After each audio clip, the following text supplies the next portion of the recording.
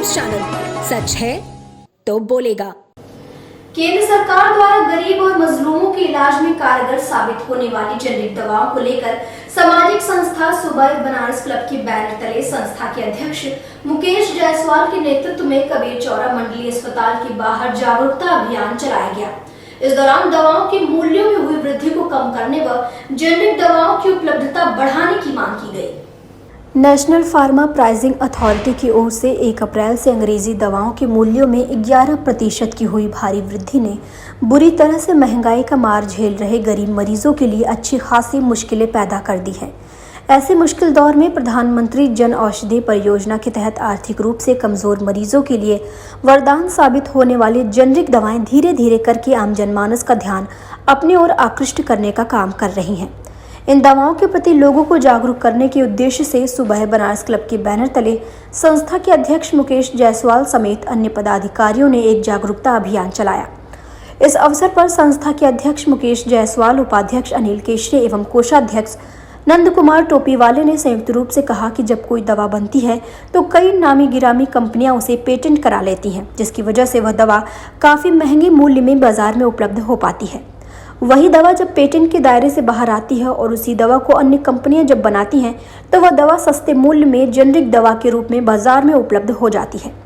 बाजार में वरदान के रूप में आए प्रधानमंत्री जन औषधि परियोजना के तहत जेनेरिक दवाओं ने काफी हद तक गरीब, मजलूम एवं आर्थिक रूप से कमजोर मरीजों और उनके परिजनों को राहत देने का कार्य किया है। गरीबों के लिए वरदान है, गरीबों के लिए वरदान है। नेशनल फार्मा प्राइसिंग अथॉरिटी की ओर से 1 अप्रैल 2022 से सभी अंग्रेजी दवाओं में 11% की भारी वृद्धि कर दी गई है, जो कि गरीब मरीजों के लिए उनका कमर तोड़ने का कार्य कर रही है। उसी को देखते हुए हम लोग आज कबीर चौरा स्थित राजकीय चिकित्सालय के बाहर एक कार्यक्रम जेनेरिक दवा के समर्थन में किए हैं।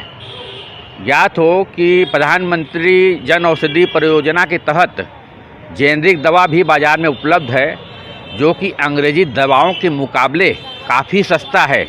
इसका उदाहरण इसी प्रकार से ले सकते हैं कि अंग्रेजी दवा में जो भी दवा 200 रुपये आता है, वो जेनेरिक दवा में आपको 25 रुपये मिल जाता है और गुणवत्ता के नाम पर यह कहीं से भी कम नहीं है। अंग्रेजी दवा वाले चमकीली भड़कीली पैकिंग बनाकर लोगों को लुभा रहे हैं और कुछ लोग इसका दुष्प्रचार भी कर रहे हैं। लोग इनके दुष्प्रचार में ना आवे और जेनेरिक दवा का इस्तेमाल करें। मिर्जापुर के एक शिव मंदिर के पास बने कुंड पर कुछ दबंगों द्वारा अतिक्रमण करने का मामला सामने आया है, जिसको लेकर विश्व हिंदू परिषद ने जिलाधिकारी को पत्र सौंपकर कार्रवाई की मांग की है। विश्व हिंदू परिषद के जिलाध्यक्ष रामचंद्र शुक्ल ने जिलाधिकारी को पत्र सौंपते हुए कहा कि तहसील सदर के गांव बदेवरा में शंकर जी का प्राचीन मंदिर है। मंदिर के कुंड पर कुछ स्थानीय दबंग लोगों द्वारा अतिक्रमण कर मकान बना लिया गया है और उन घरों के नलों का गंदा पानी कुंड में समाहित होने से कुंड का पानी दूषित हो गया है, जिससे उसका अस्तित्व समाप्ति के कगार पर है। उन्होंने बताया कि इसके पहले सरकारी नोटिस भी जारी की जा चुकी है, लेकिन इस पर अभी तक कोई कार्यवाही नहीं की गई है। मिर्जापुर जनपद में सदर तहसील के अंतर्गत बदेवरा नाथ मंदिर शंकर जी का जो मंदिर है वह बहुत ही प्राचीन मंदिर है और ज़िले भर की उससे आस्था जुड़ी हुई है। वहाँ पर लोग जलाभिषेक करने के लिए और जो गठिया के रोगी हैं वहाँ लोग जाकर के कुंड में स्नान करते हैं और शंकर जी का दर्शन करते हैं। और वहाँ पर तालाब का वहाँ के स्थानीय लोग और कुंड और वहाँ की जो ज़मीनें हैं उसको कुछ लोग जो है कब्जा किए हुए हैं। उसी कब्जा हटवाने के लिए आज जिलाधिकारी महोदय से मिलने के लिए हम लोग आए। आजमगढ़ लोकसभा उपचुनाव के नामांकन के चौथे दिन कलेक्ट्रेट पहुंचकर बहुजन समाज पार्टी के घोषित प्रत्याशी एवं पूर्व विधायक शाह आलम गुड्डू जमाली ने 3 सेट में नामांकन दाखिल किया। नामांकन दाखिल करने के बाद मीडिया से बातचीत करते हुए बसपा प्रत्याशी ने दावा किया कि उपचुनाव में बहुजन समाज पार्टी की ही जीत होगी। आजमगढ़ लोकसभा उपचुनाव में नामांकन करने पहुंचे पूर्व विधायक शाह आलम गुड्डू जमाली ने यूपी विधानसभा चुनाव 2022 में एआईएमआईएम की टिकट पर चुनाव लड़कर हारने के बाद बहुजन समाज पार्टी में फिर से शामिल होने के सवाल पर कहा कि मेरा जन्म ही बसपा में हुआ है और मेरी आत्मा बसपा में बसती है। विधानसभा चुनाव के दौरान AIMIM से मिले सहयोग पर उन्होंने धन्यवाद दिया। इस दौरान 2014 के लोकसभा चुनाव में मुलायम सिंह यादव के खिलाफ मिली हार के सवाल पर बसपा नेता ने कहा कि उस समय बड़े पैमाने पर गुंडागर्दी, बूथ कैप्चरिंग और प्रशासनिक दखल अंदाजी हुई, जिसके कारण मुझे हार मिली थी। उस समय अखिलेश यादव प्रदेश के मुख्यमंत्री थे। एटा, इटावा, मैनपुरी से कई हजार लोग मुलायम सिंह यादव को जिताने आए थे। अगर धांधली नहीं होती तो मेरी जीत निश्चित थी। से फिर बसपा में वापसी क्या कहेंगे? देखिए, ऐसा है कि मेरा जन्म बसपा में हुआ है, मैं बसपाई हूँ। मेरा जो कहते हैं ना आत्मा बसपाई है। ठीक है, वो एक फेस था। MIM का भी शुक्रिया, कोई मुझे उससे वो नहीं है। उन्होंने भी मेरे साथ एक कठिन समय में वो लोग खड़े हुए थे। I am thankful to them. और कोई उनसे कोई ये नहीं है कि कोई वो है, लेकिन जो मेरा ओरिजिनल घर है वो बसपा में है और मैं अपने ओरिजिनल घर में हूँ। ठीक है सर, 2014 में आपने मुलायम सिंह के खिलाफ चुनाव लड़ा था, फिर 2019 में चुनाव हुआ, अब जो है तो उसके आप लोग साक्षी हैं। मैं उसमें क्या कहूँ, मैं कहूँगा तो कहेंगे एवरीबडी नोज द फैक्ट कि कैसे उनको मिला था वो सीट, कैसे जीता था। सत्ता के दम पे सारी गुंडागर्दी हुई, प्रशासन का दुरुपयोग हुआ, बुथ कैप्चरिंग हुआ बड़े पैमाने पे। मेरा ये मानना है उस वक्त हमको बहुत हमें पूरा विश्वास, हमने अपनी आंखों से देखा है। कई हजार लोग, कम से कम 5-7 हजार लोग मैनपुरी, इटावा के आके अलग अलग गाँव में घुस गए थे, जिन्होंने बाद में बुथ कैप्चरिंग की भी किया। मैंने उस वक्त के जिला अधिकारी, DM, DIG, कमिश्नर सबसे मैं कहता रहा।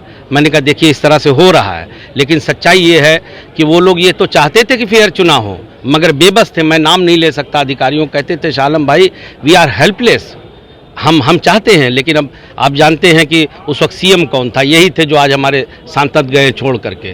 तो अब वो दौर गया। अब मुझे ये उम्मीद है कि कम से कम फेयर चुनाव होगा। जनता जो निर्णय देगी उसको सलाम है, उसमें क्या है। समाजवादी पार्टी कह रही है कि हमारा तो गढ़ है और हम उनके गढ़ का इस घमंड का जवाब जनता देगी। ये गढ़ जो वर्ड बोलते हैं ना, यहाँ कोई गुलाम नहीं है उनका। इस भ्रम से उनको वापस आ जाना चाहिए। और मैं तो उनसे कहूँगा कि किसी छोटे मोटे आदमी को ना भेजेंगे यहाँ लड़ने के लिए। नाम चल रहा है ना उनकी पत्नी का, उन्हीं को भेजें या और भेज दें किसी और को अपने परिवार से, ताकि हारने के बाद ये शिकायत न रहे कि कमजोर मोहरा था इसलिए हार गया। हाँ। वाराणसी के सामने घाट स्थित मां गंगा के निकट श्री सीताराम संकीर्तन एवं महारुद्र महायज्ञ का आयोजन किया गया है। यह कार्यक्रम 31 मई से प्रारंभ हुआ, जो 9 जून तक चलेगा। 31 मई को शुरू हुए श्री राम नाम संकीर्तन एवं महारुद्र महायज्ञ के दूसरे दिन 1 जून से महायज्ञ का शुभारंभ हुआ, जो 9 जून गंगा दशहरा तक चलेगा। कार्यक्रम के दौरान रासलीला का भी आयोजन रासलीला मंडल वृंदावन द्वारा किया जा रहा है। कार्यक्रम जगतनंदन दास उर्फ पगला बाबा द्वारा आयोजित किया गया। इस अवसर पर पगला बाबा ने बताया कि यह कार्यक्रम जगत कल्याण के लिए भारतवर्ष की सबसे प्राचीनतम धरा बाबा काशी विश्वनाथ की नगरी काशी में मोक्षदानी मां गंगा के निर्मल तट पर भव्य रूप से आयोजित किया गया है। कलश यात्रा के दौरान ही 54 मंडप व अतिरुद्र महायज्ञ का 10 कुंडी एवं श्री रामचरितमानस पाठ महायज्ञ 54 रामायणी द्वारा किया जा रहा है। कार्यक्रम में बिहार, नेपाल व जनकपुर धाम से लोग आए हुए हैं। राम नाम का जप करने के लिए लगभग 1500 की संख्या में भक्त पहुंचे हैं। इसके साथ ही विशाल भंडारे का भी आयोजन किया गया है।